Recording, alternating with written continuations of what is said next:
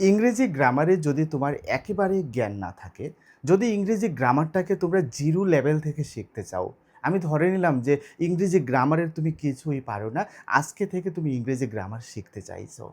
First of all তোমাকে গ্রামারের যে টপিকটার উপরে পড়াশোনা করতে হবে, যেই টপিকটাকে তোমাকে ভালো করে বুঝতে হবে, সেই টপিকটার নাম হচ্ছে টেন্স। হ্যাঁ শিক্ষার্থীরা, তোমাকে টেন্সের উপরে জানতে হবে এবং টেন্সের উপরে তোমাকে পূর্ণ জ্ঞান নিতে হবে। আজকের এই ক্লাসে আমি তোমাদের টেন্স সম্পর্কে একেবারে বেসিক লেভেল থেকে ধারণা দেব এবং শর্টকাট ওয়েতে আমি তোমাদেরকে টেন্স শেখাবো, যাতে আজকের ক্লাসের পরে টেন্স রিলেটেড যেই কোনো বিষয় তোমরা ভালোভাবে বুঝতে পারো। টেন্স রিলেটেড বিষয় বলতে ইংরেজি গ্রামারের প্রত্যেকটা বিষয়, প্রত্যেকটা টপিকই হচ্ছে টেন্স রিলেটেড। তুমি টেন্স পারো না মানে গ্রামারের কিছুই পারো না এবং কিছুই পারবে না। সুতরাং টেন্সটাকে তোমাকে ভালো করে শিখতে হবে, বুঝতে হবে। So this class is going to be most important and I highly request you not to skip any part of the video and watch it until the very end. And if you are new to my class today, please make sure to subscribe my channel and follow it. Then whenever I bring a new class, you will be first to get notified. So without wasting any more time, let's get started. What is tense? আমরা tense বলতে কি বুঝি? আমরা কাজ করি, যেমন আমি এখন পড়াই, আমি এখন পড়াচ্ছি, এটা হচ্ছে বর্তমান। আমি গতকালকেও পড়িয়েছিলাম, আমি আগামীকালকেও পড়াবো। তাহলে এখানে কাজটা কি? এখানে কাজটা হচ্ছে পড়ানো। কিন্তু এই পড়ানো কাজটাই দেখো ভিন্ন ভিন্ন সময়ে হচ্ছে। আমি এখন যে পড়াচ্ছি এটা হচ্ছে প্রেজেন্ট, বর্তমান। আমি গতকালকে পড়িয়েছিলাম, এটা হচ্ছে আমার অতীত, আমার পাস্ট। আমি আগামীকালকে পড়াবো, আমি নেক্সট ডেতেও পড়াবো, এগুলো হচ্ছে আমার ভবিষ্যৎ। অর্থাৎ আমি যে কাজটা করছি এই কাজেরই দেখো 3টা সময় এখানে প্রকাশ পেয়েছে। একটা হচ্ছে বর্তমান সময়, একটা হচ্ছে অতীতের সময়, আর একটা হচ্ছে ভবিষ্যতের সময়। এই সময়কেই আরেকটা বাংলা পরিভাষা বলা হয় কাল, যেটাকে আমরা বলে থাকি বর্তমানকাল, অতীতকাল, ভবিষ্যৎকাল। বর্তমানকাল মানে কি? বর্তমানকাল মানে হচ্ছে বর্তমানের সময়। অতীতকাল মানে কি? যেটা অতীতের সময়। আর ভবিষ্যৎকাল মানে কি হবে? যেটা ভবিষ্যতের সময়। ওই বিষয়টাই হচ্ছে টেন্স, ওই বিষয়টাই হচ্ছে ক্রিয়ার কাল।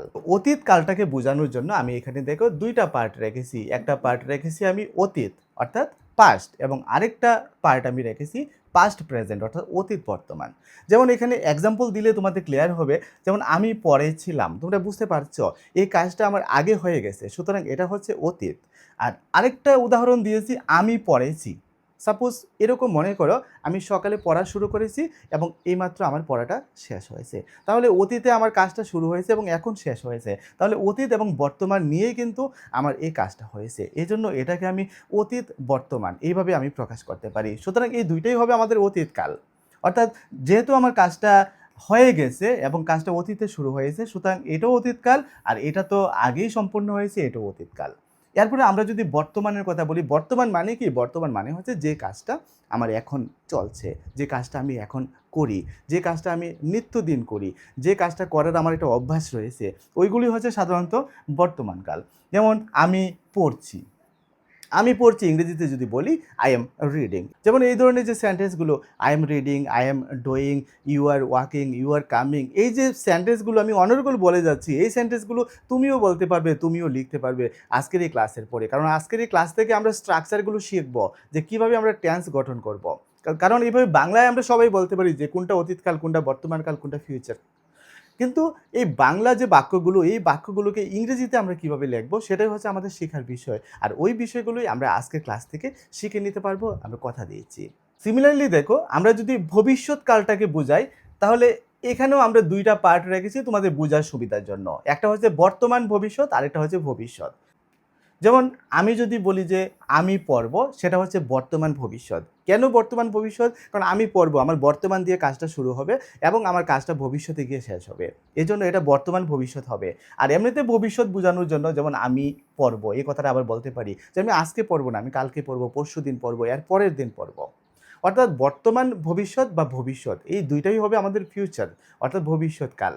অর্থাৎ ভবিষ্যৎকালে যে কোনো বাক্যগুলো আমার এখন থেকে কাজ শুরু হতে পারে, অথবা আগামীকালকে শুরু হতে পারে, পরের দিনও শুরু হতে পারে। এজন্যই আমি তোমাদেরকে এইভাবে পার্ট করে বোঝানোর চেষ্টা করছি। অর্থাৎ সিম্পল কথা কি, আমরা এত জটিল বিষয়ে যাব না, আমাদের সিম্পল বিষয়টা হচ্ছে যদি অতীতের কোনো কাজ হয় সেটা পাস্ট হয়ে যাবে, যদি বর্তমানের কোনো কাজ হয় এটা প্রেজেন্ট হয়ে যাবে, আর যদি ভবিষ্যতের কোনো কাজ হয় সেটা হয়ে যাবে ফিউচার। অর্থাৎ কাজ করার যে সময়টা, ওই সময়টা থেকে আমরা বুঝে নেব কোনটা অতীত, কোনটা বর্তমান আর কোনটা ভবিষ্যৎ। আমরা টেন্সকে ৩টা ভাগে যেমন ভাগ করেছি, তেমনি প্রত্যেকটা ভাগের আবার 4টা করে ভাগ রয়েছে। যেমন এখানে লক্ষ্য করো যে 3 টেন্সেস 12 পার্টস, অর্থাৎ টেন্স হচ্ছে 3টা আর পার্ট হচ্ছে কয়টা, 12টা। কীভাবে 12টা পার্ট হচ্ছে, যেমন আমাদের যে প্রেজেন্ট টেন্স, এই প্রেজেন্ট টেন্সের 4টা পার্ট, এই পার্টগুলোর নাম ফার্স্ট অফ অল তোমাদের মুখস্থ করতে হবে। যেমন প্রথমটার নাম হচ্ছে কি, প্রেজেন্ট ইনডিফিনিট, পরেরটার নাম হচ্ছে প্রেজেন্ট কন্টিনিউয়াস, এরপর এটার নাম হচ্ছে প্রেজেন্ট পারফেক্ট, এরপর এটার নাম হচ্ছে প্রেজেন্ট পারফেক্ট কন্টিনিউয়াস। তাহলে প্রথমত তোমরা এই 4টা ভাগের নাম মুখস্থ করে নেবে। তারপর যদি আমরা পাস্ট টেন্সের কথা বলি, দেখো past indefinite, past continuous, past perfect, past perfect continuous. ব্যাপারটা কি, ব্যাপারটা হচ্ছে শুধু প্রেজেন্টের মধ্যে প্রেজেন্ট কথাটা থাকবে আর পাস্টের মধ্যে পাস্ট কথাটা থাকবে, আর বাকি সবগুলো ঠিক আছে। তার মানে কি, আমার 4টা ভাগের মধ্যে প্রথম ভাগটার নাম হচ্ছে ইনডিফিনিট, পরের ভাগটার নাম হচ্ছে কন্টিনিউয়াস, পরের ভাগটার নাম হচ্ছে পারফেক্ট, এবং লাস্ট ভাগটার নাম হচ্ছে আমাদের কি, পারফেক্ট কন্টিনিউয়াস। শুধু এই 4টা ভাগের নাম মুখস্থ করবে। আর তোমাদের যদি প্রেজেন্ট টেন্সের কথা বলা হয়, শুধুমাত্র আগে প্রেজেন্ট কথাটা লাগিয়ে দেবে। একই রকমভাবে এখানে পাস্ট টেন্স আমরা কি বলবো, পাস্ট ইনডিফিনিট, আমরা বলবো পাস্ট কন্টিনিউয়াস, আমরা বলবো পাস্ট পারফেক্ট এবং বলবো পাস্ট পারফেক্ট কন্টিনিউয়াস। আর ফিউচারের ক্ষেত্রে আমরা কি বলবো, ফিউচারের ক্ষেত্রে আমরা বলবো ফিউচার ইনডিফিনিট, তারপরে আমরা বলবো ফিউচার কন্টিনিউয়াস, তারপরে আমরা বলবো ফিউচার পারফেক্ট এবং ফাইনালি আমরা বলবো ফিউচার পারফেক্ট কন্টিনিউয়াস। তাহলে এই ভাগগুলো সবার আগে তুমি মুখস্থ করে নেবে। অর্থাৎ টেন্সকে আমরা 3 ভাগে ভাগ করতে পারি, পাস্ট, প্রেজেন্ট অ্যান্ড ফিউচার, এবং প্রত্যেকটা ভাগের মধ্যে আবারও 4টা করে ভাগ রয়েছে, অর্থাৎ টোটাল 12টা ভাগ রয়েছে। 3 টাইপস অ্যান্ড 12 পার্টস, অর্থাৎ 3 প্রকার এবং 12টা থাকবে আমাদের কি, পার্ট। এই জিনিসটা সবার আগে তোমাদের জেনে নিতে হবে। তো আগেই বলেছি টেন্সটাকে আমরা 0 লেভেল থেকে শিখবো, একেবারে বেসিক লেভেল থেকে শিখবো। টেন্স মানে হচ্ছে ভার্ব বা ক্রিয়াপদ, এই জিনিসটা মনে রাখবে। কারণ ভার্ব বা ক্রিয়াপদ সম্পর্কে যদি তুমি না জানো, তুমি টেন্স শিখতে পারবে না। আর এটা তোমাদেরকে জানতে হবে যে প্রত্যেকটা ভার্বের 3টা ফর্ম থাকে। এই 3টা ফর্ম যদি তুমি না জানো, না শিখো, না বুঝো, তুমি টেন্স কোনোদিনও শিখতে পারবে না। যেমন এখানে লক্ষ্য করো যে ফর্মস অফ ভার্ব, এবং ব্র্যাকেটে দেওয়া রয়েছে দেখো V1, V2 অ্যান্ড V3। অর্থাৎ ভার্বের যে 3টা ফর্ম রয়েছে, 3টা ফর্মের মধ্যে প্রথম যে ফর্মটা, এটার নাম দেওয়া হয়েছে V1 ফর্ম, এবং এটা হচ্ছে প্রেজেন্ট টেন্স। এটা হচ্ছে কি টেন্স, প্রেজেন্ট টেন্স। তারপরে যে ভাগটা সেটা হচ্ছে V2, এবং এটা হচ্ছে পাস্ট টেন্স। তাহলে 3 নাম্বার ভাগটা কি ফিউচার টেন্স হবে না, 3 নাম্বার ভাগটার নাম হবে পাস্ট পার্টিসিপল, যেটাকে আমরা V3 বলে থাকি। অর্থাৎ ভার্বের কয়টা ফর্ম, 3টা ফর্ম। 3টা ফর্মের মধ্যে প্রথমটাকে আমরা V1 বলবো, পরেরটাকে V2 বলবো, পরেরটাকে আমরা V3 বলবো। অর্থাৎ প্রেজেন্ট ফর্ম, তারপরটা হবে পাস্ট ফর্ম, তারপরটা হবে পাস্ট পার্টিসিপল ফর্ম। এটা তোমরা শিখবে, হয়তো তোমরা আগের ক্লাসে, ছোটো ক্লাসেও তোমরা এই বিষয়গুলো শিখেছো বা দেখেছো, কিন্তু এখন মনে রাখতে পারোনি। কিন্তু আজকে টেন্স শেখার আগে তোমাদের সর্বপ্রথম যে কাজটা করতে হবে, এই ভার্বের যে 3টা ফর্ম থাকে, V1, V2 এবং V3, এই 3টা ফর্ম সবার আগে তোমার জেনে নিতে হবে, মুখস্থ করতে হবে। যেমন এখানে এক্সাম্পল হিসেবে আমি ইম্পর্টেন্ট কয়েকটা ভার্ব দিয়েছি, যেমন গো, তারপরে ওয়েন্ট, তারপর গন। এই কথাগুলো আগে শুনেছো কিন্তু। তোমরা যদি গো, ওয়েন্ট, গনের পার্থক্য না বুঝো, কোন জায়গাতে গো ব্যবহার করতে হয়, কোন জায়গাতে ওয়েন্ট ব্যবহার করতে হয়, কোন জায়গাতে গন ব্যবহার করতে হয়, এটা যদি না জানো, তাহলে যে কোনো সেন্টেন্সে তুমি গো, ওয়েন্ট, গন তোমার মন খুশি মতো তুমি বসিয়ে দেবে। আমি বিদ্যালয়ে যাই, আই গো টু স্কুল, আমি বিদ্যালয়ে যাচ্ছি, আই গো টু স্কুল, আমি বিদ্যালয়ে যাব, আই গো টু স্কুল। এইভাবে তোমরা ভুলভাল বলে যাবে সবসময়। কিন্তু এই রাইট ফর্মগুলো যদি তুমি শিখতে পারো, বুঝতে পারো, আর টেন্সের গঠন বা স্ট্রাকচারগুলো যদি তুমি ঠিকভাবে শিখতে পারো, তাহলে এই ভুল তোমার আর কোনোদিন হবে না। তো এখানে দেখো, গো মানে কি, যাওয়া, এটা হচ্ছে প্রেজেন্ট ফর্ম। অর্থাৎ আমরা বর্তমান কালে যে কোনো একটা সেন্টেন্স যখন আমরা গঠন করব, আমরা এই যে বেস ফর্মটা রয়েছে ভার্বের, এই প্রথম ফর্মটাকে আমরা বেস ফর্ম বলে থাকি। এই বেস ফর্মটাই আমাদেরকে ব্যবহার করতে হবে। তারপরে আমি যদি অতীতকালের কথা বলি, আমি লিখব কি, ওয়েন্ট, আমি গো লিখব না। আমি যদি মনে করি যে আমার কাজটা হয়ে গেছে, তখন আমি এই V3 ফর্মটা ব্যবহার করব, যেটা হচ্ছে কি, গন। তাহলে গো, ওয়েন্ট, গন। সিমিলারলি দেখো, ইট, ইট মানে কি, খাওয়া। ইটের পাস্ট ফর্মটা কি হবে, এইট, আর পাস্ট পার্টিসিপলটা হবে ইটেন। অর্থাৎ ইট মানে খাওয়া, যেমন আমি খাই, তুমি খাও, সে খায়। আর এইট মানে হচ্ছে খেয়ে ছিল, অর্থাৎ তুমি খেয়েছিলে, সে খেয়েছিল, তাহারা খেয়েছিল, তখন আমরা এই এইট ফর্মটা আমরা ব্যবহার করব। আর এই ইটেন ফর্মটা আমরা ব্যবহার করব যখন কোনো একটা কাজ সম্পন্ন হয়েছে, কমপ্লিট হয়েছে, ওই ধরনের যে সেন্টেন্সগুলো আমরা তৈরি করব সেক্ষেত্রে আমরা এই ভি3 ফর্ম ব্যবহার করব। এবার দেখো প্লে আরেকটা ভার্ব, প্লে মানে কি খেলা করা, তাহলে এটার অতীত কি হবে, এটার হবে প্লেইড, PLAYED, আর পাস্ট পার্টিসিপল ফর্মটাও হবে প্লেইড, মনে রাখবে। এখানে একটা দেখো একটা অদ্ভুত একটা ভার্ব রয়েছে আরইএডি, এখানেও দেখো আরইএডি, এখানেও দেখো আরইএডি, যার উচ্চারণটা কি, উচ্চারণটা হচ্ছে রিড।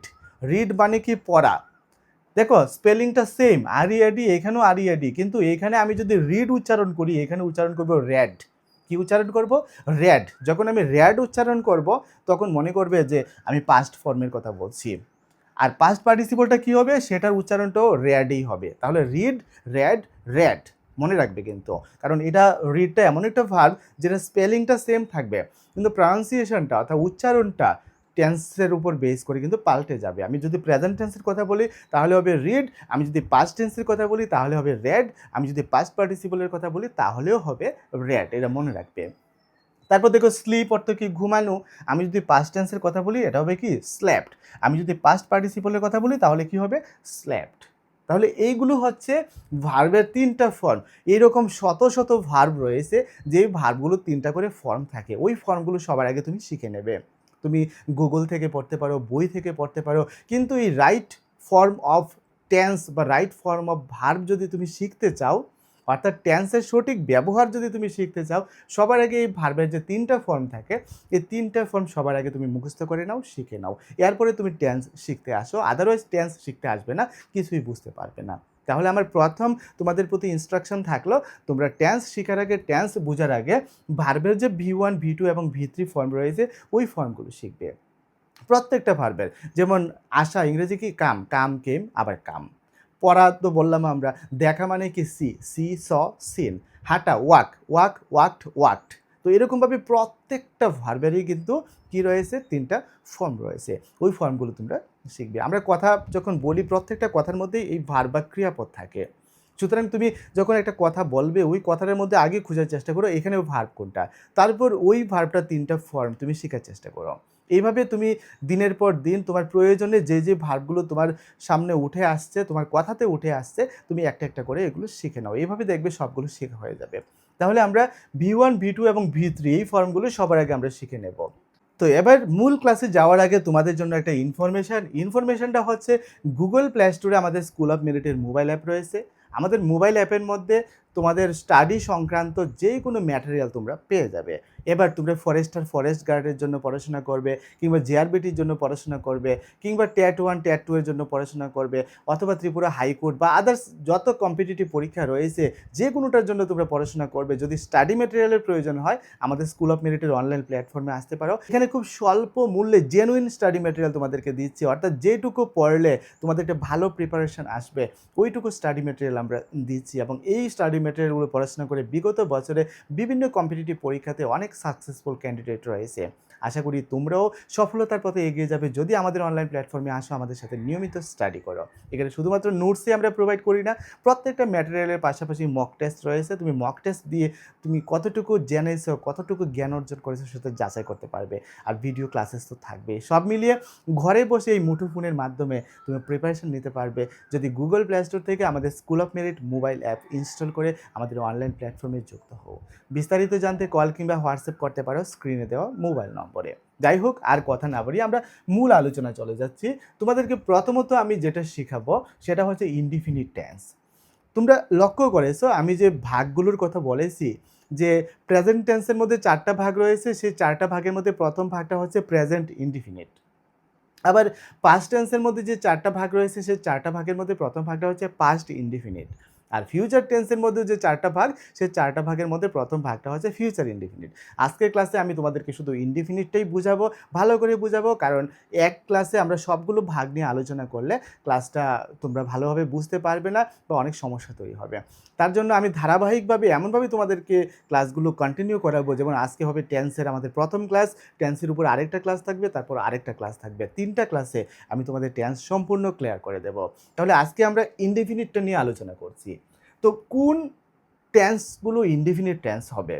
বা কোন বাক্যগুলোকে আমরা প্রেজেন্ট ইনডিফিনিটের বাক্য আমরা বলবো, এটা সবার আগে বুঝতে হবে। তো প্রথমত এখানে লক্ষ্য করো, প্রেজেন্ট ইনডিফিনিট টেন্স চেনার শর্টকাট ট্রিক এবং সেন্টেন্স স্ট্রাকচার আমি যে বিষয়টা নিয়ে আলোচনা করছি, যে কিভাবে আমরা চিনতে পারবো এটা প্রেজেন্ট ইনডিফিনিট টেন্স। যেমন এখানে কি বলা হয়েছে, অভ্যাসগত বা চিরন্তন কাজ থাকবে। অভ্যাসগত কাজ, কোনগুলো অভ্যাসগত কাজ?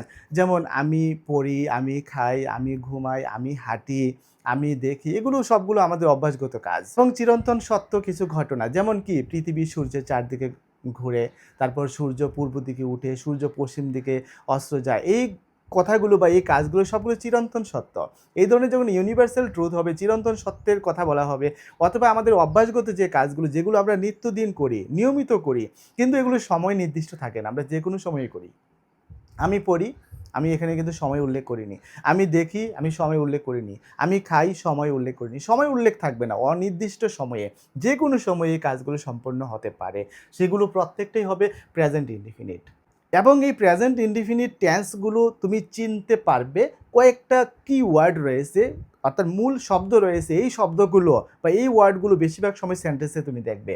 যেমন কোনগুলো? যেমন অলওয়েজ, যেমন আমি সব সময় সত্যি কথা বলি, আমি সব সময় সেখানে যাই, এই অলওয়েজ কথাটা যখন থাকবে, এটা ধরে নেবে যে এটা প্রেজেন্ট ইনডিফিনিটে রয়েছে। তারপর ইউজুয়ালি এই শব্দটা যদি থাকে, অফেন, অফেন মানে কি প্রায়, মাঝে মাঝে, এভরিডে, এই শব্দগুলো বেশিরভাগ সময়ই থাকে।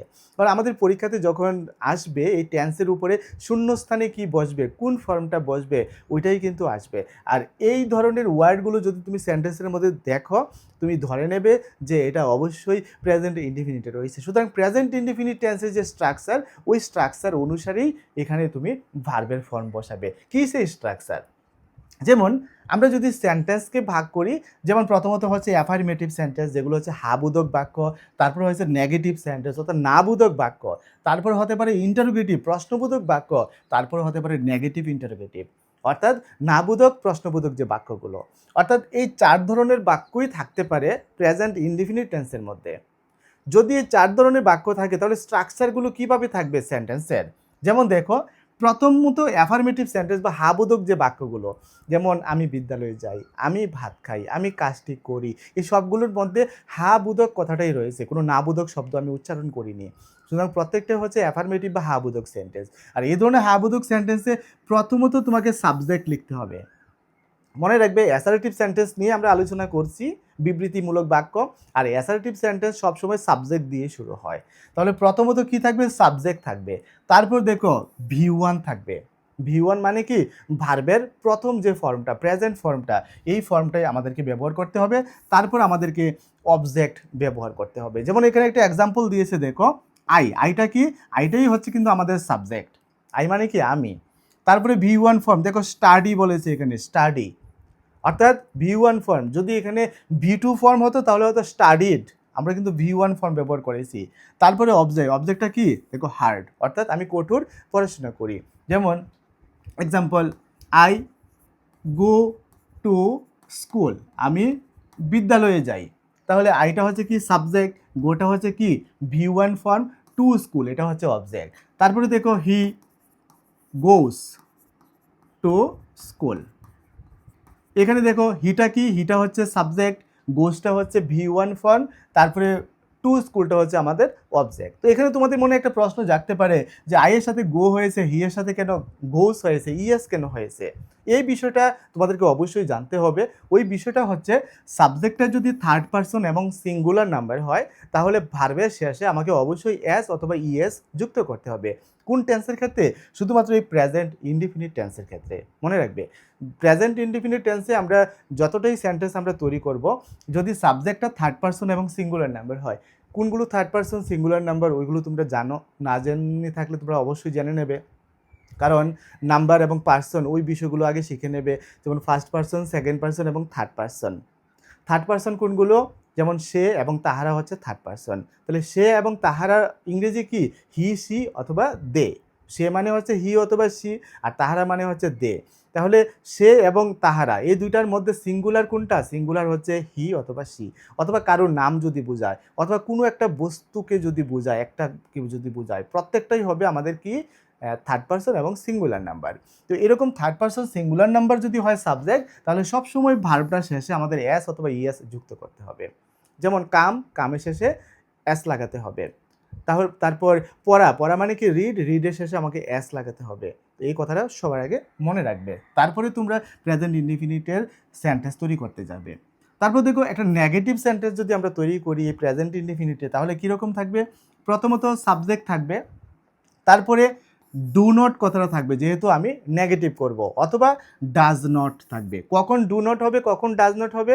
ওই যে থার্ড পারসন সিঙ্গুলার নাম্বার যেখানে আমি এস ইএস লাগিয়েছি ওই জায়গাতে ডাজ নট ব্যবহার করতে হবে।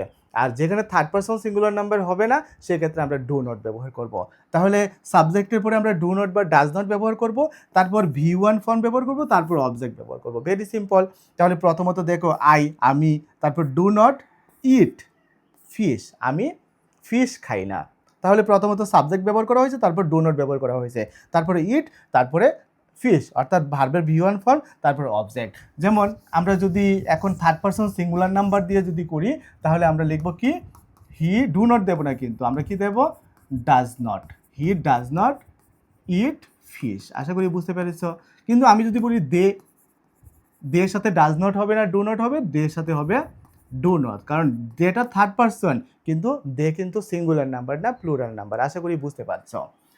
এবার চলো আমরা নেক্সট, এখানে দিয়েছে দেখো ইন্টারোগেটিভ প্রশ্নবোধক যেগুলোকে আমরা প্রশ্নবোধক বলে থাকি, ওইগুলো আমরা কিভাবে তৈরি করব। তো এই ইন্টারোগেটিভ সেন্টেন্সগুলো তৈরি করার জন্য প্রথমত আমাদেরকে যেই শব্দটা ব্যবহার করতে হবে সেটা হবে ডু অথবা ডাজ। প্রশ্ন করার জন্য কি ডু অথবা ডাজ কখন, যখন subject third person singular number হবে সেক্ষেত্রে আমরা ডাজ ব্যবহার করব, আর অন্যান্য পারসন এবং নাম্বারের ক্ষেত্রে আমরা ডু ব্যবহার করব। তাহলে প্রথমত ডু অথবা ডাজ আমরা ব্যবহার করব, তারপরে ব্যবহার করব সাবজেক্ট। তারপরে কি ব্যবহার করব, সাবজেক্ট। যেমন এখানে দেখো প্রথমে ডু ব্যবহার করেছি, ডু, তারপর সাবজেক্ট ব্যবহার করেছি ইউ, তার মানে ডু ইউ, তারপর V1 ফর্ম স্টাডি, তারপরে যদি অবজেক্ট থাকে আমরা অবজেক্ট ব্যবহার করব। তাহলে ডু ইউ স্টাডি, তুমি কি পড়ো, তারপর ডাজ হি গো, সে কি যায়। যেমন এখানে হি রয়েছে সাবজেক্ট, হি সাবজেক্ট থাকার কারণে আমরা ডাজ ব্যবহার করেছি।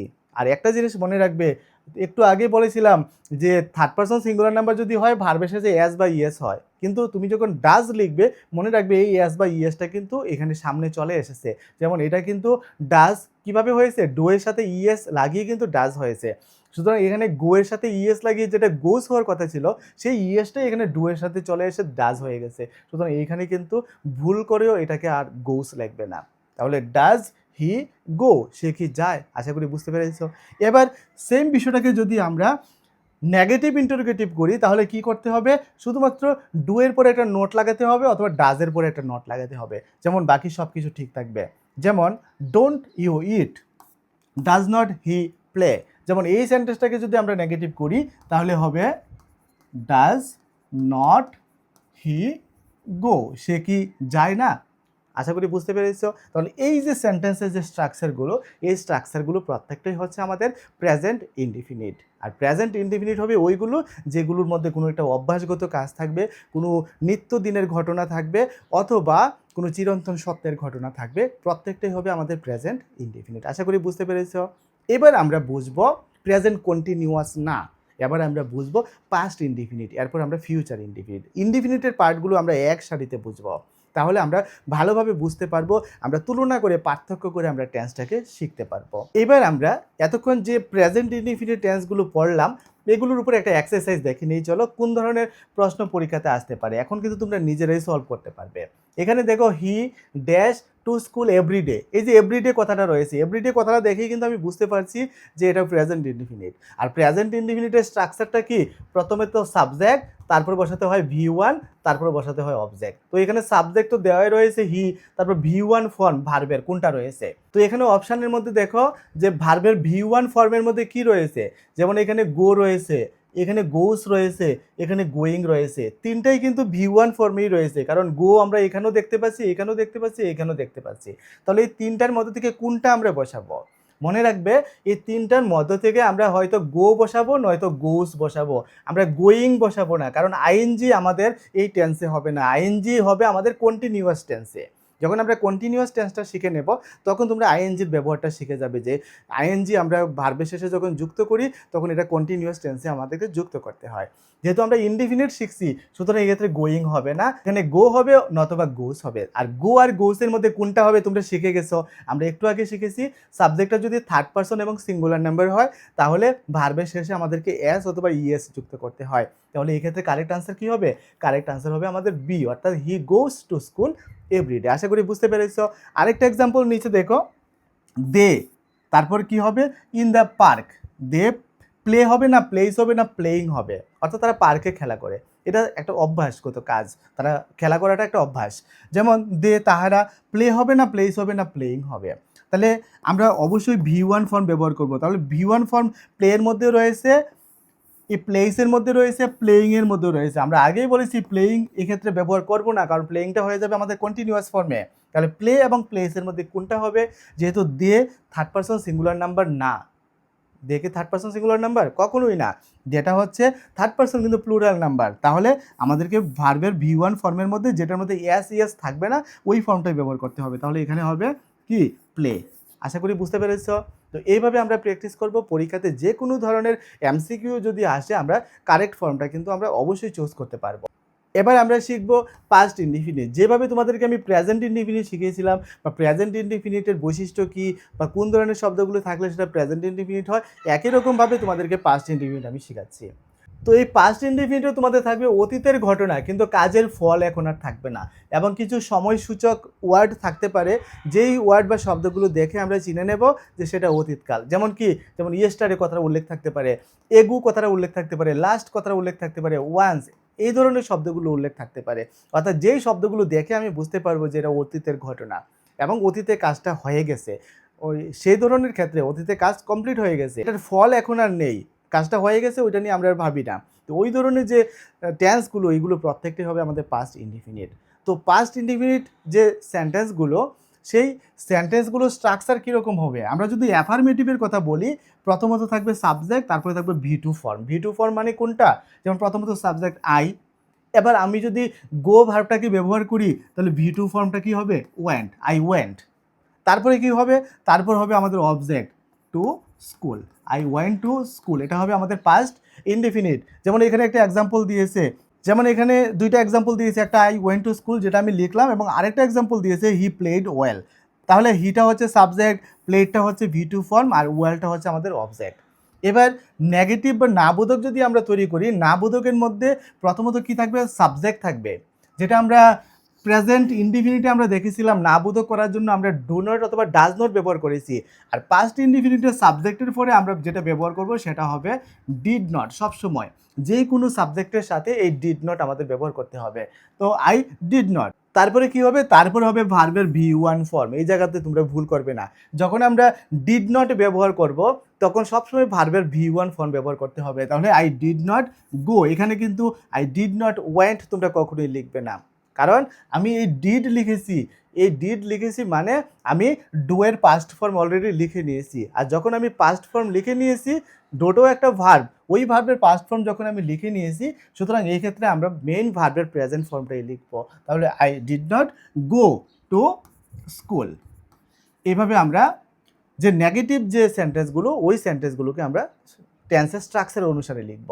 এবার যদি ইন্টারোগেটিভ বা প্রশ্নবোধক বাক্য তৈরি করি, তাহলে প্রথমত আমাদেরকে লিখতে হবে ডিড। কি লিখতে হবে? ডিড।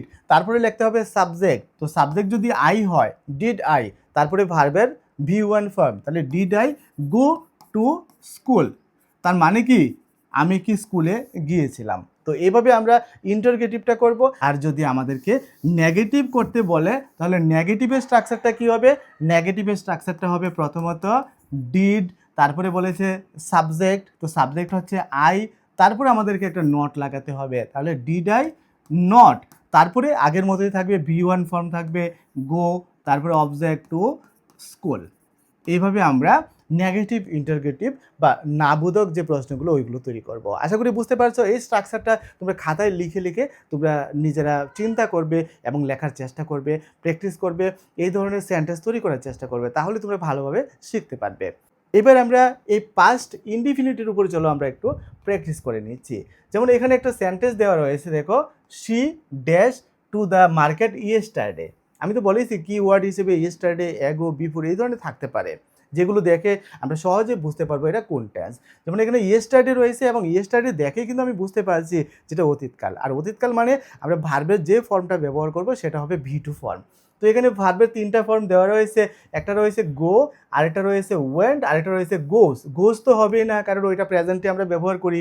গো হবে না, এটাও প্রেজেন্টে ব্যবহার করি। তাহলে ভি টু ফর্ম রয়েছে এখানে শুধুমাত্র আমাদের এই ওয়েন্ট। সুতরাং এখানে কারেক্ট আনসারটা কী হবে? ওয়েন্ট হবে। তো এইভাবে আমরা আনসার করে নিতে পারবো। সেমভাবে আরেকটা এক্সাম্পল এখানে দেওয়া রয়েছে, দেখো they dash play will play football last night. Last night মানে গত রাতে, গত রাতে মানে এটাও অতীতকাল। তো এখানে কি প্লেড হবে না প্লে হবে না উইল প্লে হবে? প্লে তো হবেই না, কারণ প্লেটা হচ্ছে ভি ওয়ান ফর্ম। উইল প্লেও হবে না, কারণ উইল যখন থাকবে এটা ফিউচার হয়ে যায়, এগুলো আমরা পরে বুঝবো। তাহলে এখানে ভি টু ফর্ম রয়েছে কোনটা? প্লেড। তাহলে এখানে আনসারটা হবে কি? প্লেড। তাহলে আমরা কিন্তু সহজেই করে নিতে পারছি। তো একদিনে কিন্তু সব কিছু হয় না, তোমরা ধীরে ধীরে প্র্যাকটিস করবে, ধীরে ধীরে এটাকে বোঝার চেষ্টা করবে, ভাববে, তখন দেখবে যে টেন্সটা ক্লিয়ার হয়ে যাবে। তো আমরা একটা ক্লাসের মাধ্যমে টেন্স শিখে নেব, টেন্সে পাক্কা হয়ে যাবো, টেন্সের মাস্টার হয়ে যাবো, এটা কখনোই হয় না। ক্লাসটা দেখে শুনে বুঝে চিন্তা করে নিজে অ্যাপ্লাই করে সেন্টেন্স তৈরি করে ধীরে ধীরে এটাকে শিখতে হবে, তার জন্য সময় লাগবে। তো চলো আমরা সেমভাবে আরেকটা ইনডিফিনিট, যেটা হচ্ছে আমাদের ফিউচার ইনডিফিনিট, সেই ফিউচার ইনডিফিনিটটা আমরা চলো শিখে নেই। তো ফিউচার ইনডিফিনিট কোনগুলো হবে? ফিউচার ইনডিফিনিট হবে ভবিষ্যতের ঘটনা, যেটা ঘটবে, কিন্তু এটা নিশ্চিত নয়। আমরা এটা নিশ্চিত পরিণতি জানি না, যেটা ঘটবে এটা কি আদৌ ঘটবে কি ঘটবে না। যেমন আমি যাব, কথায় কথা বললাম যে আমি যাব, আমি যে যাব এটা কতটা শিওর? আমি খাবো, আমি যে খাবো এটা কতটা শিওর? অর্থাৎ ভবিষ্যতে কোনো একটা কাজ হবে, অনির্দিষ্ট সময় হবে, অনিশ্চিতভাবে হবে। এই ধরনের যে সেন্টেন্সগুলো বা বাক্যগুলো, এগুলো প্রত্যেকটাই হবে ফিউচার ইনডিফিনিট। যেমন কিছু সময়সূচক শব্দ থাকে এগুলোর মধ্যে, যেমন টুমোরো, যেমন আমি আগামীকালকে যাব, I shall go tomorrow. Next week, he will come next week. তারপর দেখো সুন, ইউ উইল কাম সুন। তারপর ইন ফিউচার, যেমন he will B a teacher in future. তো এই ধরনের যে সেন্টেন্সগুলো, প্রত্যেকটা সেন্টেন্সে ভবিষ্যতে হবে, কিন্তু কতটা হবে সেটা কিন্তু নিশ্চিত নয়। এই প্রত্যেকটাই হবে আমাদের ফিউচার ইনডিফিনিট। তো স্ট্রাকচার কীরকম হবে? যেমন অ্যাফার্মেটিভ সেন্টেন্সে যদি আমরা লিখি, তাহলে প্রথমত আমাদেরকে সাবজেক্ট লিখতে হবে, যেমন আই লিখলাম সাবজেক্ট, তারপরে শ্যাল অথবা উইল ব্যবহার করতে হবে। আমরা তো জানি যে কার সাথে শ্যাল হয় আর কার সাথে উইল হয়। যেমন আয়ের সাথে সচরাচর আমরা শ্যালই ব্যবহার করে থাকি, তবে হ্যাঁ, কথার কথা আয়ের সাথে আমরা উইলও ব্যবহার করে থাকি। কখন? শ্যাল আর উইলের পার্থক্যটা হচ্ছে, এমনিতে নর্মালভাবে আমরা শ্যালে ব্যবহার করে থাকি, কিন্তু উইল আমরা তখন ব্যবহার করি যখন আমার কাজটা অবশ্যই হবে, এরকম যখন বোঝায়, তখন শ্যালের জায়গাতে আমরা উইল ব্যবহার করতে পারি। যেমন আই শ্যালের জায়গাতে আই উইল যখন আমি লিখবো, তখন বোঝাবে যে আমি যে কাজটা করবো এটা অবশ্যই হবে বা অবশ্যই করব। তো আই শ্যাল, তারপরে বলেছে ভি ওয়ান ফর্ম, তাহলে আমরা যদি গো ভার্বটা ব্যবহার করি, তাহলে আই শ্যাল গো, তারপরে অবজেক্ট টু স্কুল। তাহলে এটা হবে আমাদের কি? Future indefinite. এবার আয়ের জায়গাতে যদি আমি হি ব্যবহার করি, তাহলে আমরা লিখবো he will go to school today, অর্থাৎ সে আজকে স্কুলে যাবে। He will go to school tomorrow, সে আগামীকাল স্কুলে যাবে। তো এইভাবে আমরা এই ফিউচার ইনডিফিনিটটি তৈরি করব। একই রকমভাবে আমরা যদি এখন নেগেটিভ ব্যবহার করি, নেগেটিভ ব্যবহার করলে আমাকে প্রথমত কি করতে হবে? প্রথমত আমাকে সাবজেক্ট লিখতে হবে, যেমন আই একটা সাবজেক্ট লিখলাম, তারপর উইল নট অথবা শ্যাল নট আমাকে ব্যবহার করতে হবে। যেমন আই শ্যাল নট, তারপর কি বলেছে? ভি ওয়ান ফর্ম ব্যবহার করতে হবে, আই শ্যাল নট ডু, অর্থাৎ আমি করব না। কি করব না? The work, the work. I shall not do the work, অর্থাৎ আমি কাজটি করব না। তারপর he will not do the work, সে কাজটি করবে না। তো এখানেও কিন্তু দেখো he will not do the work. তোমরা এখানে আরেকটা ভুল করবে না। কি ভুল? যেমন এখানে হি আছে, মনে করে তোমরা ডু এর সাথে ইএস লাগিয়ে এটাকে ডাজ করবে না। আমরা অ্যাজ বা ইএস লাগাবো শুধুমাত্র প্রেজেন্ট ইনডিফিনিটে, অন্য কোনো টেন্সে কিন্তু আমরা লাগাবো না সাবজেক্ট দেখে। এই ভুলগুলো করবে না, এগুলো কনফিউজড করে দেয় অনেক সময়, আর কনফিউজড হয়ে গিয়ে তোমরা এই কাজগুলো কিন্তু করে ফেলো। একই রকমভাবে আমরা যদি আবার ইন্টারোগেটিভ বা প্রশ্নবোধকটাকে যদি আমরা বোঝার চেষ্টা করি, কোনগুলো প্রশ্নবোধক হবে? যেমন প্রথমত আমাদেরকে উইল বা শ্যাল ব্যবহার করতে হবে, শ্যাল বা উইল, যেমন উইল। তারপরে ব্যবহার করতে হবে সাবজেক্ট, যেমন আমি একটা সাবজেক্ট দিলাম ইউ, উইল ইউ। তারপরে V one form, will you go, তারপরে অবজেক্ট টুডে, অর্থাৎ তুমি কি আজকে যাবে। এইভাবে আমরা ইন্টারোগেটিভ বা প্রশ্নবোধকগুলো আমরা ব্যবহার করবো। আমরা শ্যাল বা উইলটাকে আগে ব্যবহার করে আমরা এই ফিউচার ইনডিফিনিটের প্রশ্নবোধক সেন্টেন্সগুলো আমরা তৈরি করতে পারি। আর আমরা যদি নেগেটিভ ইন্টারোগেটিভগুলো তৈরি করি ফিউচার টেন্সে, নেগেটিভগুলো তৈরি করতে গেলে আমাদেরকে কি করতে হবে? আমাদেরকে শ্যাল নট অথবা উইল নট ব্যবহার করতে হবে, অর্থাৎ শ্যাল বা উইলের সাথে একটা নট লাগাতে হবে। যেমন উইল নট, তারপর আমাদেরকে ব্যবহার করতে হবে সাবজেক্ট, তাহলে উইল নট ইউ, তারপর ব্যবহার করতে হবে ভার্বের V1, তাহলে উইল নট ইউ কাম, তারপরে অবজেক্ট টুমরো, অর্থাৎ তুমি কি আগামীকালকে আসবে না? এভাবে আমরা নেগেটিভ ইন্টারোগেটিভগুলো তৈরি করব। এই প্রত্যেকটাই হচ্ছে আমাদের ফিউচার ইনডিফিনিট। তাহলে আশা করি তোমরা বুঝতে পারছো যে কোনগুলো প্রেজেন্ট ইনডিফিনিট, কোনগুলো পাস্ট ইনডিফিনিট, কোনগুলো ফিউচার ইনডিফিনিট। অ্যাটলিস্ট এই ইনডিফিনিটের মধ্যে পার্থক্যটা কিন্তু তোমরা বুঝতে পারছো। যাই হোক, আমরা একটা এক্সাম্পল করে নিয়েছি, চলো এরপর আমরা ডিসকাস করব। যেমন এখানে সেন্টেন্সে বলা হয়েছে I dash you tomorrow, tomorrow কথাটা আছে মানে এটা ফিউচারে হবে। তাহলে এখানে কি হবে? এখানে কি সি হবে না স হবে? সি হবে না, স হবে না, কারণ আমার স্ট্রাকচারটা কি? স্ট্রাকচারটা হচ্ছে সাবজেক্টের পরে আমাকে শ্যাল অথবা উইল ব্যবহার করতে হয়। তো এখানে আইয়ের সাথে যেহেতু এই দুইটা অপশন হবে না, সুতরাং এই অপশনটাই হবে। যেমন আই উইল, তারপরে কি রয়েছে?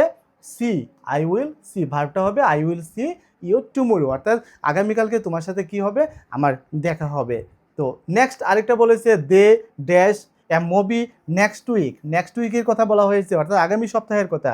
তো এক্ষেত্রে ওয়াচ তো হবে না, কারণ এটা হচ্ছে V2 ফর্ম, তারপর ওয়াচ হবে না, কারণ এটা হচ্ছে V1 ফর্ম, তাহলে উইল ওয়াচ। তাহলে এখানে কারেক্ট আনসারটা কি হবে? Will watch. তো এইভাবে এই কি ওয়ার্ডগুলো দেখেও কিন্তু আমি চিনতে পারি, বুঝতে পারি এটা কোন টেন্সে রয়েছে। তো এইভাবেই আমরা পাস্ট, প্রেজেন্ট এবং ফিউচার ইনডিফিনিট যে টেন্সগুলো রয়েছে এগুলোকে আইডেন্টিফাই করব। আর শেষবারের মতো আমি আরেকবার তোমাদেরকে শর্টকাট বলে দিচ্ছি, প্রেজেন্ট ইনডিফিনিট মানে সাবজেক্টের পর ভার্বের V1 ফর্ম, তারপর অবজেক্ট। পাস্ট ইনডিফিনিট মানে সাবজেক্টের পর ভার্বের V2 ফর্ম, তারপর অবজেক্ট। আর ফিউচার ইনডিফিনিট মানে সাবজেক্টের পর শ্যাল অথবা উইল, তারপর ভার্বের V1 ফর্ম, তারপরে অবজেক্ট। এইভাবে আমরা পাস্ট, প্রেজেন্ট এবং ফিউচার এই তিনটা টেন্সকে আমরা আইডেন্টিফাই করব, অর্থাৎ ইনডিফিনিট টেন্সের কথা আমি বলছি। তো আগামী ক্লাসে আমরা কন্টিনিউয়াস টেন্স নিয়ে, পারফেক্ট টেন্স নিয়ে এবং পারফেক্ট কন্টিনিউয়াস নিয়ে আলোচনা করার চেষ্টা করব। আজকের মতো এখানেই শেষ করছি।